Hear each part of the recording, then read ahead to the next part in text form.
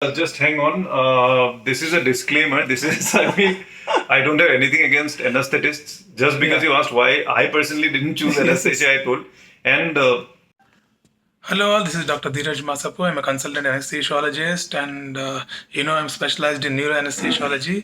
So today I'm showing you the neurosurgeon with whom I'll be, working with closely. He's Dr. Abhinash Datta, who has done MS and MCH in neurosurgery, and he's working as a consultant in neurosurgery in the hospital where I am working in. So today I'm going to throw a very tough question for him. And are you ready, Dr. Abhinash? yes, as always, I'm absolutely ready. Bring it on. Yeah, thank you very much. So, in 2010, when you're sitting in counseling, this is not about your decision to take neurosurgery when you're choosing the MS general surgery. So, you must be having MD anesthesia also that time. So, why didn't you take up MD anesthesia is what the audience want to know, because on the other side there are so many anesthesiologists, and there are so many other students who want to know your thought process, what went in your mind, and why didn't you choose anesthesia. Can you just tell us? First of all, thank you very much, Dheeraj, for letting everyone know how old I am. Because you told that I took the entrance in 2010. So it's been like 13 years. So if I try to jog my memory, I think it was my great grandfather who had no idea about medicine who wanted me to be a surgeon. That is why maybe I took up surgery. But on a rather serious note, see, I come from a small town. So growing up, for us, doctors were mostly either medicine people or even the general concept was that the ultimate level for a doctor was to be a surgeon. Yes. It can be any surgeon. It can be, like a gastric surgeon or a cardiac surgeon, neurosurgeon, whatever. So the whole glamour attached to the medicine profession as such was always Yes. to be a surgeon. People facing and Yes, respect in the yes, society. yes. And then as I progressed in life, when I got into MBBS, I got into like ward rounds and then clinics and then postings. So surgery was one of the like major subjects Yeah. even in the final year. Yes. So from my side, I always wanted to be a like man of action. If Okay. if you ask me, really. Got it. Agreed. So yeah, exactly. So when fortunately I got a seat in MS General Surgery, it was an absolute no-brainer for me. And coming to your question of MD anesthesia, Yeah. as honestly, even Yeah. as an MBBS student, Yeah. you don't have any subject called anesthesiology, right? Yes. And for us, anesthetists are the guys who are working in the backdrop, Yes. and there is no real glamour attached to it. Yes. Correct. So obviously, I was not drawn to it. Yes. It was not even in my like choice of subjects, Yes. which I would like put forth in the counseling. True, So true. since I got general surgery, I just took it. I was very happy. My family was happy, and up there, even my great grandfather was happy. Superb. So, see, very frankly, Dr. Avinash told us, so why didn't he choose anesthesia? So, because number one point is that in MBBS, we are not exposed to the anesthetic branch, and we don't know what actually they do. So, without knowing but surgery actually, people are exposed. In MBBS time only, you'd be getting involved in the rounds. You'd be actually assisting in some surgeries. Minor surgeries, some students might do also. I don't know about now, but in nowadays they used to do. So that is about why he didn't take up anesthesia. So then you decided to take up surgery. How did you get into neurosurgery? Into neurosurgery. Yeah. Neurosurgery, as in why I chose neurosurgery. Why you chose neurosurgery? Why I chose neurosurgery, to be very honest, where I did my MS general surgery from, there was no neurosurgery in that college. Okay. Okay, so there were lots of head injury patients and also other emergencies, and Yeah. I saw patients actually dying Yeah. in the hospital, and we had to. There were like a couple of private hospitals doing neurosurgery, Got it. so we had to refer those patients to those hospitals, and sometimes they didn't make it in time. Got it. So, very honestly, from inside, like most of us wanted to be a neurosurgeon Yeah. so that we could make a difference.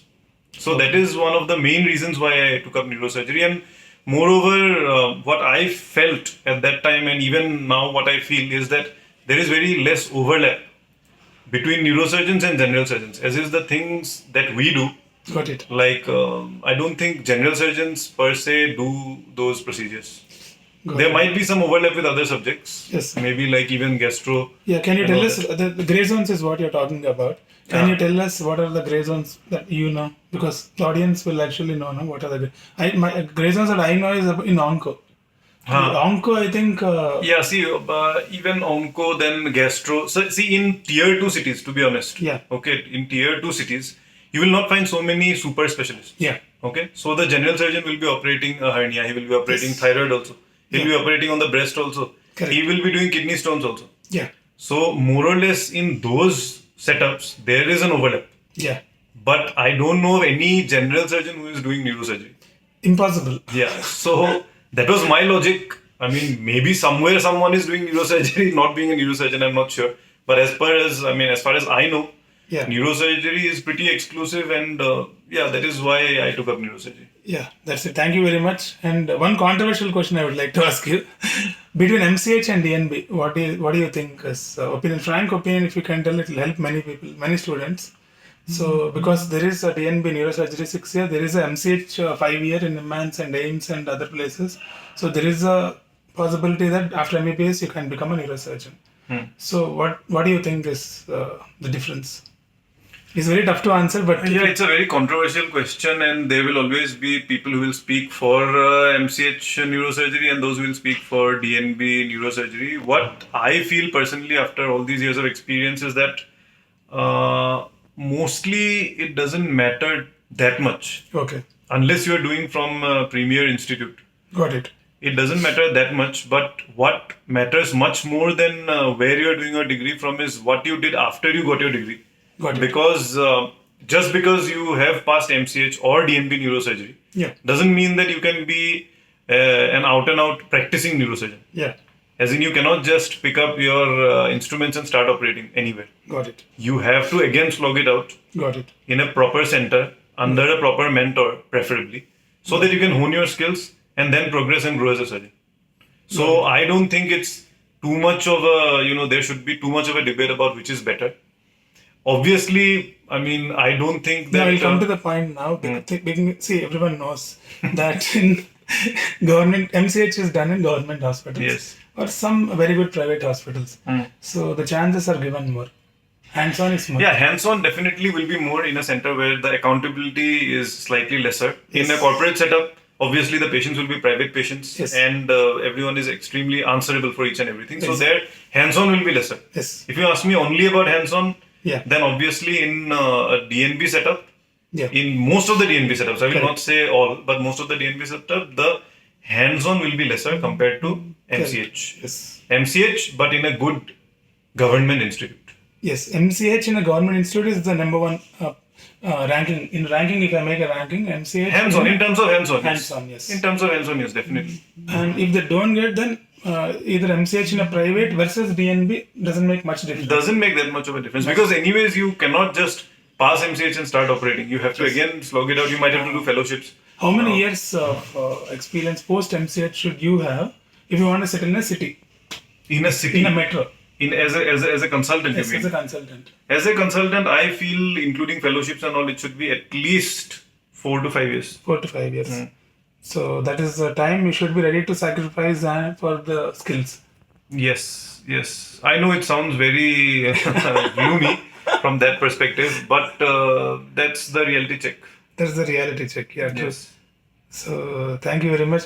And so that's it, guys. So in this video, we covered why he didn't choose anesthesia, and also after taking up general surgery, he also explained why he went into neurosurgery, and we discussed something about neurosurgery. But just hang on. This is a disclaimer. I don't have anything against anesthetists. Just because you asked why, I personally didn't choose anesthesia, I told. And all these years working very closely with anesthetists, I have come to realize that it is an excellent branch. Yeah. In terms of flexibility, in terms of job prospects, in terms of even growth. It is very good. I didn't have any idea about the scope of anesthesia as a MBBS student, and now I am much wiser. See, we have to talk openly. Basically, the kind of work-life balance that you get with anesthesia, you don't get for neurosurgery. You agree with that? Yeah, that is true. That is true. Even if I don't agree, you know that it's true. Yes. So if you want a work-life balance, if you want a fixed schedule and a shift-based work, then you have to enter anesthesia. And as I told, the glamour and all those things might not be like neurosurgeons, but neurosurgeons will be working day in and day out. That you should know. That you should factor. The biggest, though, according to me, one of the biggest advantages of being an anesthetist is that you have flexibility. Flexibility in terms of you can actually shift to any place you want to. Correct. Any place you can shift to. You don't have a patient base Yes. that you have to be there. Correct. And I mean, you can aram say like lift off everything and start afresh somewhere else. Perfect. So that is a very big plus point for anesthetists. Yes, overseas also it is easy to. Yeah. Exactly. So, so that's it, guys. Hope you got some of the answers for your questions, and we'll be doing more interaction with specialists and super specialists in future before you go to your counseling. So I think thank you, Avinash. Thanks for coming into the channel. Thank you so much, Dhiru. It's always a pleasure talking to you. No, your small suggestions would help a lot of people actually watching, and a lot of students actually will be benefited. Thank you all, guys. As usual, Dr. Dheeraj Masapu logging off. Roger that.